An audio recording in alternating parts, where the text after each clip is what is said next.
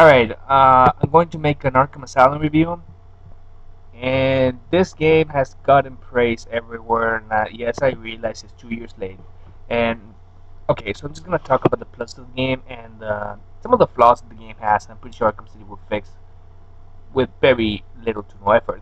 Now, Arkham Asylum is pretty much any Batman fan's dream. I mean, it's full of Easter eggs. You can actually all the bios that you can all the bios that, of the villains, very detailed, patient interviews. You get all the riddles. The dialogue is there are tidbits to different Batman materials, such as when Joker says, uh, "There's this there's okay, I'm going to tell you this joke."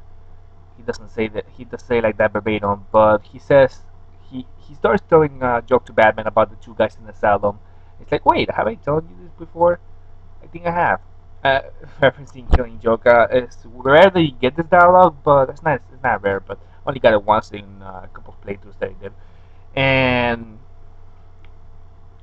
you also have a couple of besides Killing Joke. I mean, that's you also have.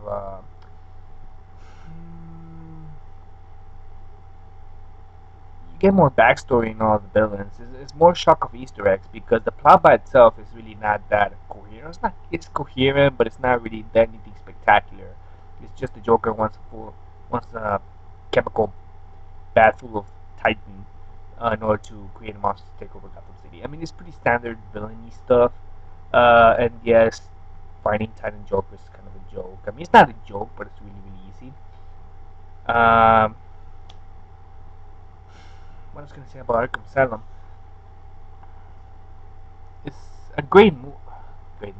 It could be a great movie. I mean, it really rivals any of the Batman films.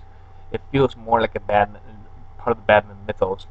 It actually borrows from Series House and Series Earth from Dave McKean and Neil Gaiman illustrated. Yeah, well, you get the point. But so it has that motif. It has that atmosphere. Um, very very it's one of those games that I want to beat, but at the same time you go back to it because you want to collect everything. You want to collect every single aspect. I mean, you don't want to. Maybe I didn't do all the challenges because I didn't find any point in actually breaking records or points or scores. What is this 1986? What is like you, you concentrate on scores, breaking other people's scores. I mean, yes, I get the leaderboards, but not really my thing. I mean, breaking other people's score, who cares? I mean, we tried two challenges: Silent Predator, fighting, and do the Joker, vice versa. And that's it. I didn't try all the maps, and I didn't try to break any records. But I did get all the riddles. I'm not gonna bother with the platinum trophies, but I really don't care about that. So the game overall is pretty fun. Now, I'm also going to squeeze in a couple of movies here. It's going to be a three-part review. It's gonna be the '89. Speaking of actually more movies, I'm gonna be speaking about the '89 Batman film. Now, this film is really the standard for all movies, or for all superhero movies. But the dark tone is excellent. Danny Elfman's scores carries the whole movie. It's actually comparable to John Williams' score for the Binary Sunset for Star Wars. It's so emotional. It's so powerful that it carries the whole movie. I'm pretty sure actually, I consider Danny Elfman to be the true star of these films, not the composer. And yeah, Michael Keaton is crazy. Uh, yes, Michael Keaton is crazy at times. The Joker, of course, carries the whole show. Now, moving on to Batman Returns. These are quick recaps, by the way. I mean, what else can I say about these films? Haven't been said before. I mean, these films have revolutionized the comic book industry and I mean the comic book genre. And has created a genre. Actually, it was Superman the movie created the genre, but these movies proved that it wasn't a one-hit wonder. I'm quoting another reviewer here. I'm pretty sure. I don't know if you notice, you notice, but there you go. But um, what else can I say? Batman Returns. Batman Returns being See, it's not a kids movie. Most people think, yes, it had McDonald's tie-ins. Yes, it had the video games like Nintendo, the Mega Drive games, the SNES game. Uh, okay, But you have to think about other movies that were marketed to kids back in those days, like Rambo or RoboCop, hard-rated hard movies. I mean, this movie was not. Yes, it does have some innuendo, sexual innuendos, with Catwoman and specifically Catwoman and Penguin. Um, what are you gonna do? I mean, it's a great movie. Nevertheless, I do enjoy. I don't know if I enjoy it more than the original. Watching them back again. I mean, the original just has so many. Actually, they both. I consider them my equals. I mean, the Danny DeVito's performance is underrated. Catwoman is going to be a tough act to follow. I mean, Anne Hathaway, good luck. I mean, there's only so much the director can do. I have complete trust in Nolan, but there's only so much the director can do. I mean, if there's a bad actor on board, there's a bad actor on board. I'm not saying Anne Hathaway is a bad actress. She's not. She's excellent in The Way You're Getting Married. If you want to see an excellent performance by her, see that one. I mean, it's a boring movie, but she makes it worthwhile. Now, I don't know because I mean Michelle Pfeiffer pretty much embodied the whole Selena Kyle duality uh, persona motif. So watch it because of the performances. I watch it because of the visuals. Don't see. Here's the thing with the first Batman and Batman Returns.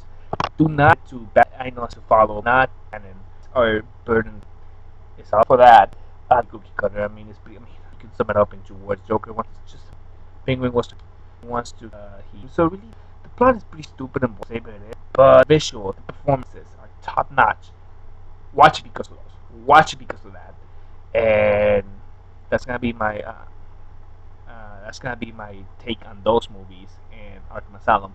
I'm going to be reviewing Forever and Robin, Batman Forever and Robin, the Schumacher films later on. I do want some comments though, please. I mean, just some comments would be great. I mean, besides the audio, I know I don't have the best audio. I don't have the best mic, so I get that. I would like some comments on content, please, or me instead of having to review some movies. I mean, I can actually get hold of any movie you want. So, uh, any request, I'll do them, and that's pretty much it. Right, see you later. Oh, scores before you sign off. The video's not over yet. Uh, Scores. I'm gonna have to give Arkham Asylum a 10. Actually, I'm gonna have to give it a 9 because the plot is kind of. I mean, come on, Joker wants monsters take over the world. B movie plot, no. So yeah, yeah. Wish it would be a little bit longer. Actually, no, I'm not gonna use that. I'm not gonna use that excuse. I hate that excuse. If the game is 5 hours or 6 hours, it's really it doesn't matter. It does not matter. It really doesn't.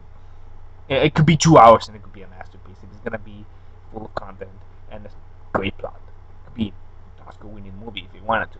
Now, so you're talking about 9 for Arkham Asylum. I'm gonna give Batman and Batman Returns same rating. It's gonna be an 8 out of 10. Uh, it suffers because of the performances and it suffers because of some inconsistencies with the characters, mainly Batman. That he should not do, like killing people. But he can look past that if it's Burton's take. And this is Burton's take. Remember, people, this is Burton's take on the movie. So it's gonna be some liberties. Yes, I know Batman has a history, but watch it because of as a Burton film. Watch them as Burton films, and they're gonna be 8 out of 10, both of them. Alright, signing off.